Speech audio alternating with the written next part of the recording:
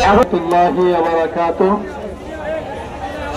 সম্মানিত মুসল্লিয়ানে কেরাম, আমরা এখানে কোন উদ্দেশ্যে সমবেত হয়েছি, ইন্নামাল আমালু বিন্নিয়াত হিসেবে আমরা সকলেই জানি যে বাতিলের বিরুদ্ধে আমাদের পার্শ্ববর্তী দেশ ভারতে যে মুসলিম নিধন চলছে, আমাদের প্রাণপ্রিয় মসজিদগুলোকে সেখানে হত্যা করা হচ্ছে, মসজিদগুলোকে গড়িয়ে দেওয়া হচ্ছে, সেই কাজের তীব্র নিন্দা আমরা জানাচ্ছি। এবং গাজা সহ সারা পৃথিবীতে যে সকল জায়গায় মুসলিমদেরকে মুসলিম নামের কারণে হত্যা করা হচ্ছে, নির্যাতন করা হচ্ছে, তাদের বিরুদ্ধে মোদী সরকারের কাছে এবং জাতিসংঘের কাছে আমরা জবাব চাচ্ছি। কেন একজন মুসলিম, নিরপরাধ মুসলিম, তার শুধু মুসলিম নামের কারণে কেন তাকে নিহত হতে হবে? সেই জন্য বিশ্ব বিবেকের কাছে আমরা প্রশ্ন রাখছি।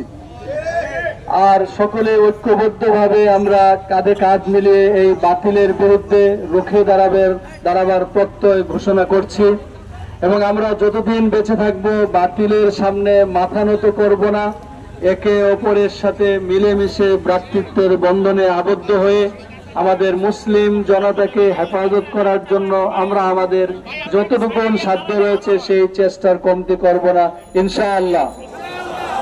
আমরা এই ভারতে যে কাজ চলছে এবং আমাদের দেশেও কিছু কিছু জায়গায় মুসলিম নামের কারণে হিজাবের উপর এবং মুসলিম ছাত্রদের উপর যে আক্রমণ চলছে, সেগুলোর বিরুদ্ধে আমরা তীব্র নিন্দা জানাচ্ছি এবং এই কাজগুলো যেন বন্ধ হয় সেই জন্য আমাদের সকলে ঐক্যবদ্ধভাবে কাজ করার জন্য উদাত্ত আহ্বান জানিয়ে আমি আমার এই সংক্ষিপ্ত বক্তব্য এখানেই শেষ করছি।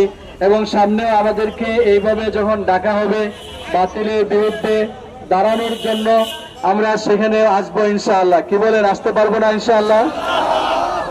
আমরা এসে এই বাতিলের বিরুদ্ধে জানান দিতে চাই যে বিশ্ব মুসলিম সবাই ঐক্যবদ্ধভাবে আছে এবং বিশ্ব নেতৃত্ব যারা আছেন তারাও যেন মুসলিমদের জন্য কাজ করেন এবং নিরপরাধ মুসলিম নামের কারণে যেন তাদের উপর আক্রমণ না হয়।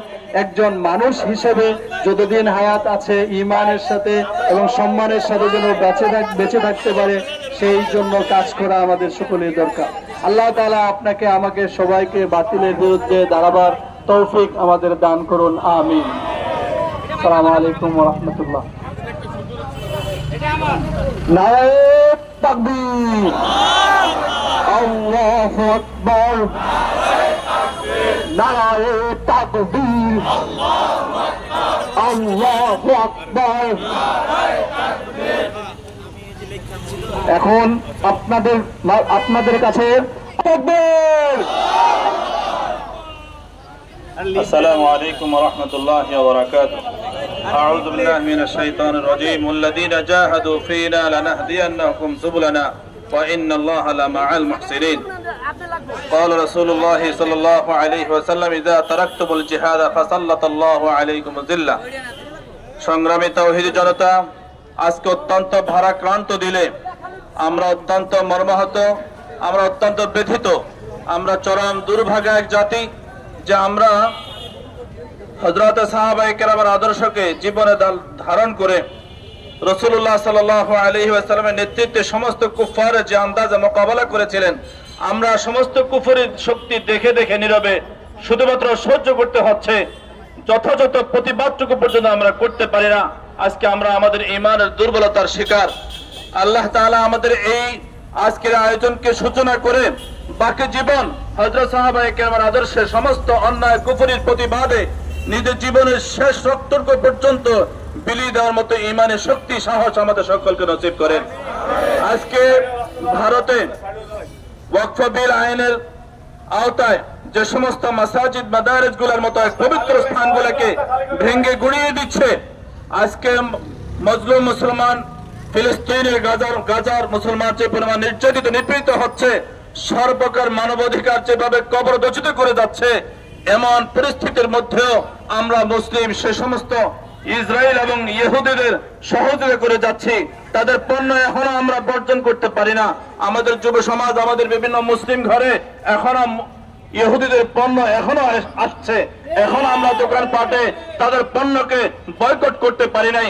অতএব আজকে আমরা এই সমাবেশ থেকে দৃঢ় প্রতিজ্ঞাবদ্ধ হই কার্যকরীভাবে আমরা তাদের প্রতিবাদ যেমন আন্তরিকতার জায়গা থেকে ঘৃণা ভরে যেমন প্রত্যাখ্যান করি, তেমন কার্যকরিতার সাথে আমরা তাদের সকল পণ্যকে ইনশাআল্লাহ আজকে থেকে আমরা ওয়াদাবদ্ধ, প্রতিশ্রুতিবদ্ধ যে আমরা তাদের সকল পণ্য এখন থেকে বয়কট করবো ইনশাআল্লাহ। আমরা সকলে ওয়াদাবদ্ধ থাকবো ইনশাআল্লাহ। আজকে থেকে ইহুদি কোন পণ্য আমাদের ঘরে আর যাবে না ইনশাআল্লাহ। আমাদের রোগবায় আর ইহুদি পণ্য ঢুকবে না ইনশাআল্লাহ।